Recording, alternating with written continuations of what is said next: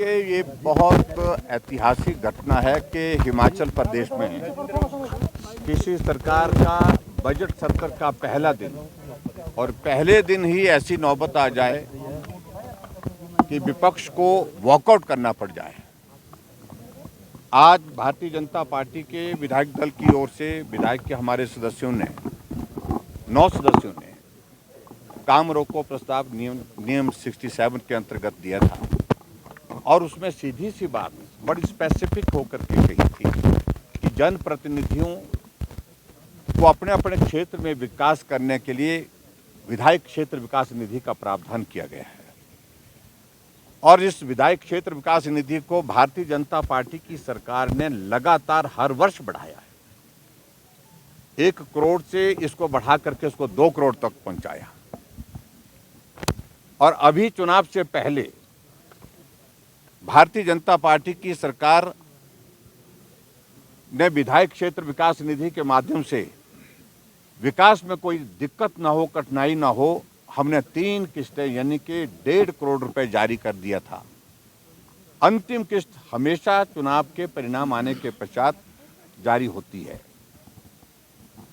अंतिम किस्त 50 लाख रुपए की जो जारी करनी थी उसका हम इंतजार करते रहे।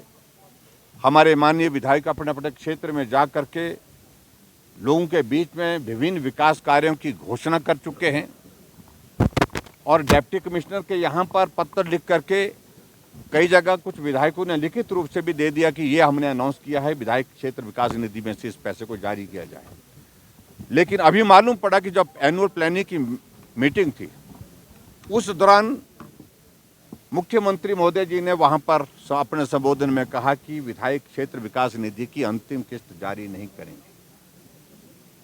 हम सोच रहे थे कि इन्होंने कहा है शायद कुछ वक्त बाद इस पर पुनः विचार करेंगे, लेकिन आज फिर से जब जवाब दिया गया तो उस जवाब में भी इन्होंने यही कहा कि अगर रेवेन्यू में बढ़ोतरी होगी तो हम इस पर विचार करेंगे। विचार करने का सवाल ही पैदा नहीं। और हमेशा मुख्यमंत्री जी बार बार हर जगह पूरे प्रदेश में कह रहे हैं कि बजट प्रावधान नहीं, बजट प्रावधान नहीं। मेरी बजट स्पीच है पिछले साल की इसी माननीय सदन में, जब हमने विधायक क्षेत्र विकास निधि को बढ़ा करके 2 करोड़ करने की घोषणा की और 2 करोड़ में से हमने 1.5 करोड़ हमने जारी कर दिया है। 50 लाख रुपए बजट प्रोविजन जो किया गया है उसके अंतर्गत जारी होनी बाकी है। अब करने में जो अंतर है उसी सारे विषय को लेकर के हम कह रहे हैं। सीपीएस बनाने के लिए वहाँ इनको खर्च जो है वो ध्यान में नहीं आ रहा है। चेयरमैन बनाने के लिए इनको खर्च जो है वो होगा सरकार की ओर से, वो ध्यान में नहीं आ रहा है। हमेशा एक ही बात रोना रो रहे हैं, एक ही बात रोना कि भाई हमारे ऊपर लाइबिलिटीज है, गवर्नमेंट का जो फाइनेंशियल हेल्थ अच्छी नहीं है। तो हमें मालूम है, वो अच्छी तरह से मालूम है।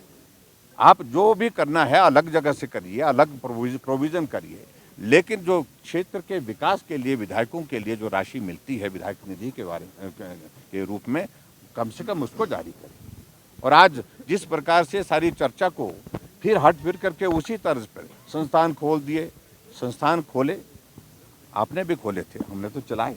आपने तो संस्थान खोलने जो 6-6 महीने 8-8 महीने से चले हुए संस्थान वो बंद किए।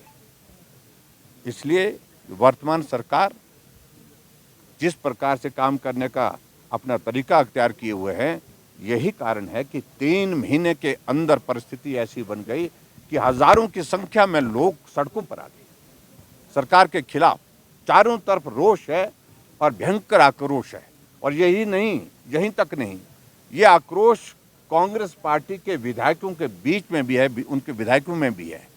उनकी ही पार्टी के एक वरिष्ठ विधायक ने लिख करके दे दिया अपनी पार्टी के अध्यक्षा को, और मुख्यमंत्री के बारे में उन्होंने क्या कहा मैं उस बारे में कहने नहीं चाह रहा हूं। ये परिस्थिति 3 महीने के अंदर आ गई।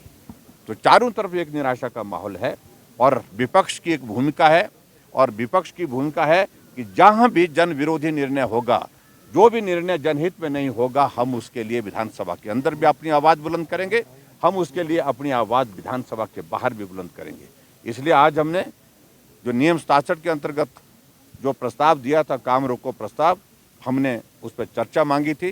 चर्चा उसमें अलाउ नहीं हुई, उसमें घुमा फिरा करके जवाब देने की कोशिश हुई और जो हमको स्वीकार नहीं थी, इसलिए हमने वॉकआउट किया। क्या आगे आज के दिन भाग लेंगे कार्रवाई में?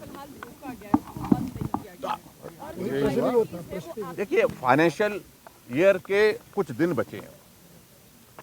अगर 31 तारीख से पहले अगर वो पैसा अगर मिल करके जो है वो स्कीमों की सैंक्शन हो जाती है तो पैसा खर्च कर पाएंगे, नहीं तो वो पैसा जो है वो लैप्स हो जाता है।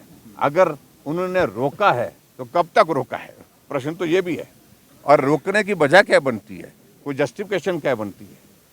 और उनके विधायक भी मांग रहे हैं, उनके कांग्रेस के विधायक भी मांग रहे हैं कि विधायक क्षेत्र विकास निधि तो मिलनी चाहिए।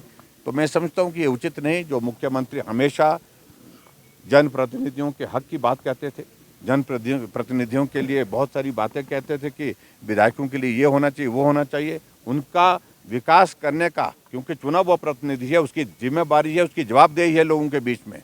लोग हमको प्रस्ताव हर रोज देते हैं प्रस्ताव कि हमको इस स्कीम के लिए इतना पैसा दे दो, यहाँ रास्ता बनाना, यहाँ सड़क बनानी है, यहाँ पुली बनानी है, यहाँ स्कूल का भवन बनाना है, यहाँ महिला मंडल बनना है, यहाँ युवक मंडल बनना है। तो ऐसी परिस्थिति में सारी चीज़ों को रोकना वो उचित नहीं है, इसलिए हमारा विरोध है।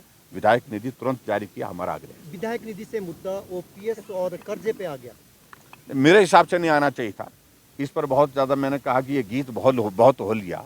ये गीत आप गाते गाते सब, इनका सारा विधायक जिसको कुछ मालूम नहीं है फाइनेंस के बारे में, कुछ भी जानकारी नहीं अभी तक है बेचारे, वो भी यही गीत गा रहे हैं कि ऋण ले लिया। क्या उन्होंने हमको हिमाचल प्रदेश 2017 में ऋण मुक्त करके दिया था?